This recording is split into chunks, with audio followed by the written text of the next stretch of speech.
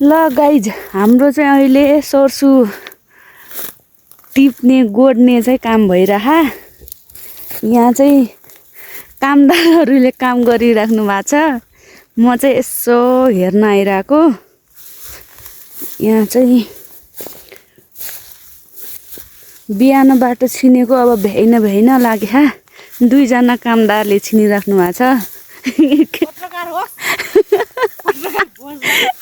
काम गर्दै हुनुहुन्छ कामदारले। उहाँ चाहिँ के भन्छ अरे चितुवा कामदार हो उहाँ चाहिँ। केरा उखाइदिएर ए भगवान्, उहाँको नाम चाहिँ मैले चितुवा राखिदिएको छु। चितुवा कामदारले चाहिँ सर्सु छिन्दै हुनुहुन्छ। यो चाहिँ सर्सुको बुट्टा हो। यसरी सर्सु छिन्ने काम चाहिँ भइरहेको छ गाइज। म चाहिँ फन घुम्दै हेर्दै गरिरहेको छु। नानी तैँले छिनेको यो छिनेर बिचरा यस्तो काटेर केराउको बोटहरू पुरै काटेर छिडाएर फालिरह। सायद हाम्रो यो चाहिँ जङ्गली कामदारको काम हुनसक्छ।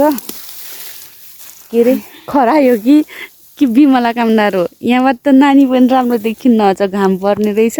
मान्छे राम्रो भयो राम्रो देखिन्छ। अर्को मुली कामदार उता हुनुहुन्छ। मुली कामदार चाहिँ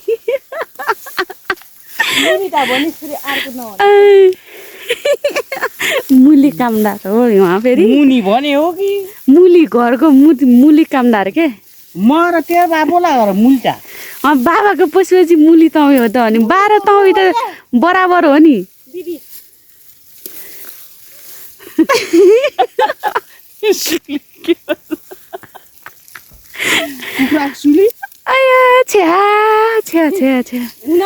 अब यति चाहिँ बाँकी छ।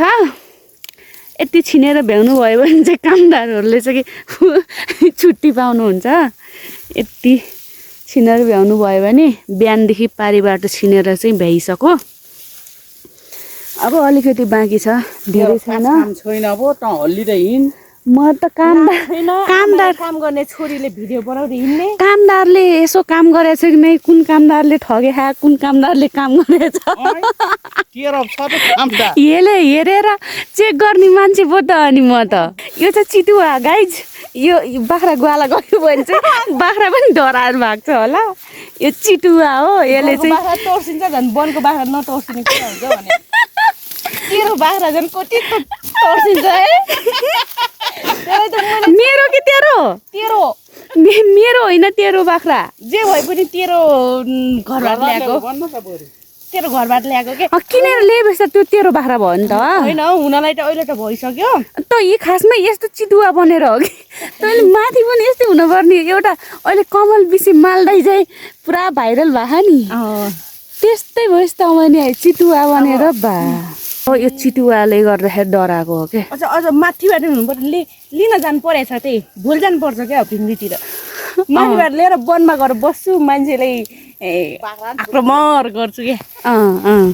अनि मान्छे त त्यस्तै हो। बरु यसो बाख्रा साख्रा आक्रमण गर्न चाहिँ सकिस्, मान्छेलाई चाहिँ सकियो। बाख्रा आक्रमण गरेर नि अब के गर्ने, तोकेर रस मतलब रगत निकालेर खान सकिन्न। अब चितुवा बनेपछि अनि आफू खान पर्यो नि। खाने स्वभाव पनि चितुवाकै बनाउनु पर्यो नि। अनि तिमीहरूले काम छुट्टायो, आधी उता आधी फेरि यता। खै मम्मीले अब छुट्टाइदिनु के गर्ने अब। ल ठिक छ, ल गर्नुहोस् काम।